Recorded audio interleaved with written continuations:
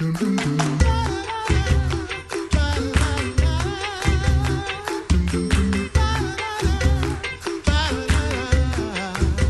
listening to the Coffee Hour. I'm Andy Bates. I'm Sierra Leone. This is why you should not play in the studio, accidentally throwing things and they fall on the floor.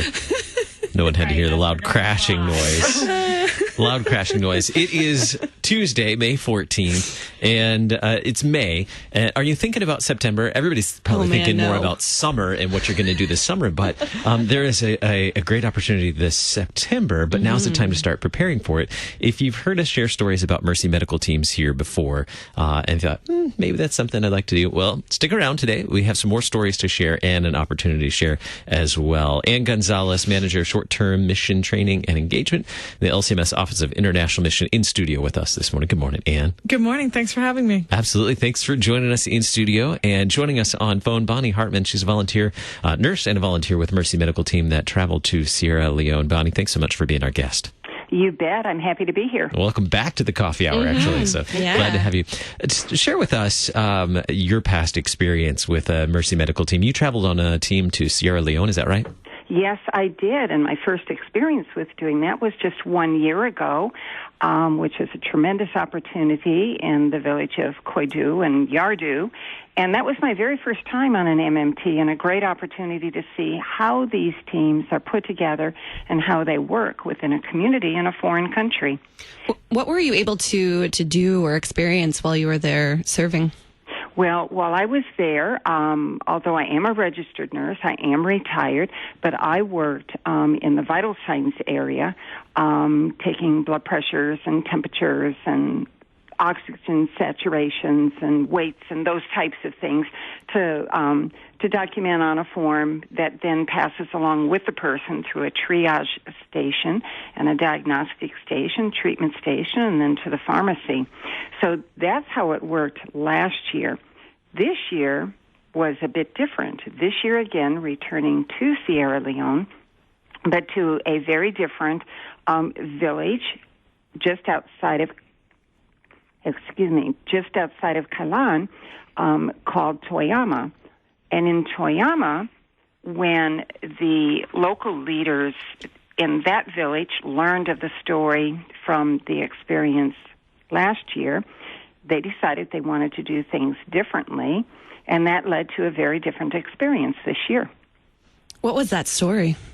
Well, that story is last year, the village involved and the church leaders had decided to send out an open invitation as far as it could be spread, and people will come and they will receive medical care.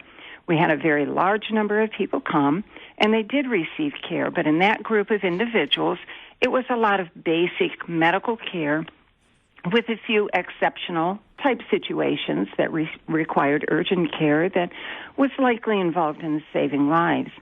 This year, the village leaders, once hearing that story, determined that they really have very sick people, and they would rather see that the very sick people are the ones who come to the village and can hopefully be assured of being seen.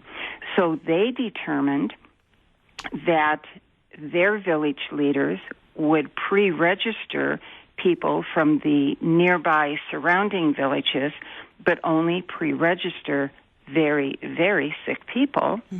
And it is those people who came to the clinic. So this year was different in that rather than running a basic clinic, it almost became an urgent care clinic. Oh, wow. All day long, every day. We had some very, very interesting cases. Tell me about getting to know the local partner church who hosts the team in both of those trips. What was it like getting to know them? I'm sure there were probably a difference in languages and cultural differences, but there were also things I'm sure that were universal as well. Tell me about getting to know the local partner church. Correct. What was very interesting is that the primary church leaders that we worked with this year were the same church leaders that we worked last year. And that's Reverend John Bundor, who is the president of the Evangelical Lutheran Church of Sierra Leone. He was very much present last year in the clinic, and he was very much present in the clinic again here. And then from there, you have other church leaders. And Reverend Stephen, and I won't try to pronounce his last name, Reverend Stephen is an ordained pastor. He is also the equivalent of a physician assistant, but his role with the clinics is to provide the supervisory direction for local pastors as they do the ministering to the people on site. And he is very actively involved in maintaining a more organized event amongst the groups of people who come. It is clear that he is a man who is very highly respected by the villagers, and he's a quiet man but carries a big stick, as somebody described him, which was needed on occasion.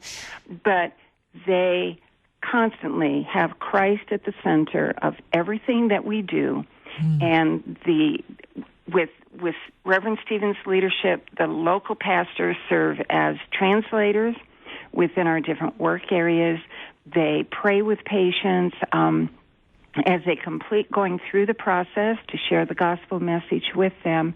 And they are also the ones who, after we leave, do the follow-up connections with the individuals that they have met during this experience and can do follow-up to, again, just demonstrate that our care and concern is not just in the moment. It is ongoing, and it is in reality with the focus always being on eternal life with Jesus Christ and what we need to know of God's love for that to happen. What would you say is the most important skill or two that or thing to know for a volunteer who's going to be serving on an MMT? I think the most important thing is to know and understand that God is leading each one of us.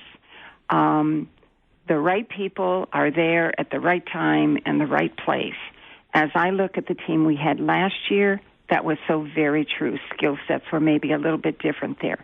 This year, the skill sets that were there were exactly what was needed for this much more challenging week of clinic. We had Misty Rouse, who's an ER physician assistant in South Carolina, and she was absolutely amazing. She worked with the Sierra Leone providers together. They each learned some new things from each other. For example, our very first day, 4 men were carrying this large man to our clinic who was screaming.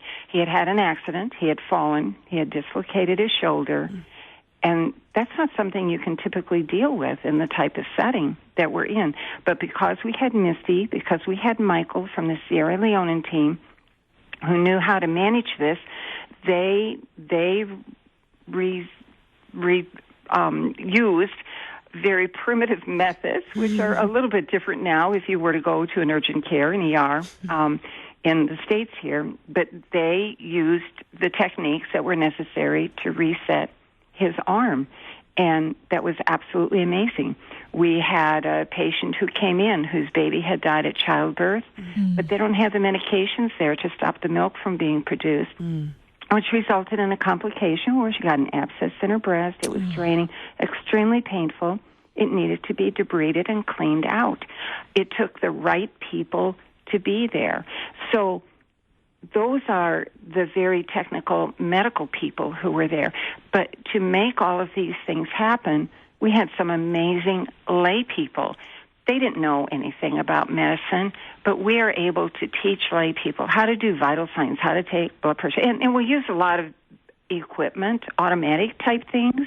So they are there to help with that. And then there's always a nurse available to assist if something gets a little more complex.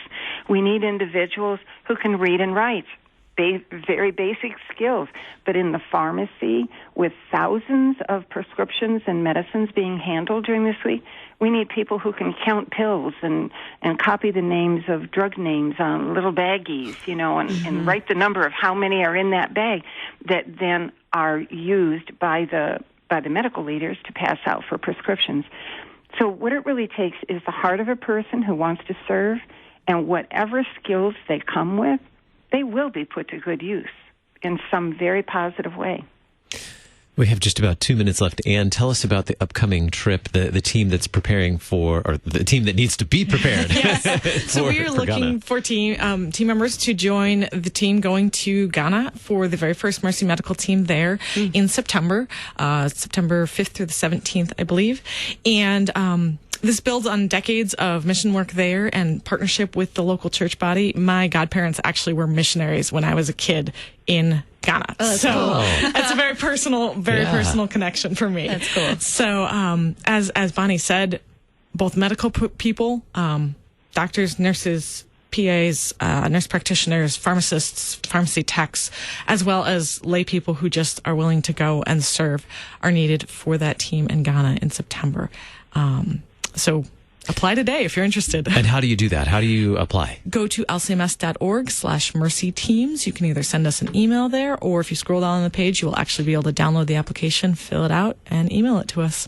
Absolutely. There you go.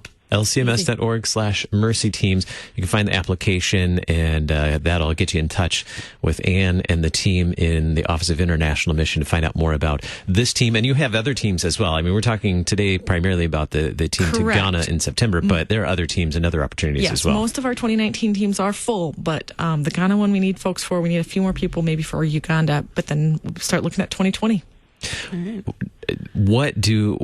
Is the individual responsible for their travel, correct? Correct. They pay for their travel as well as the ground fee. The ground fee covers all of their costs in country as well as a portion of the cost of the clinic.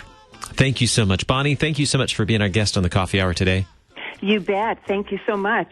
And thank you so much for being a part of the Coffee Hour today again. Thanks for having me. I'm Andy Bates. I'm Sarah Golseth.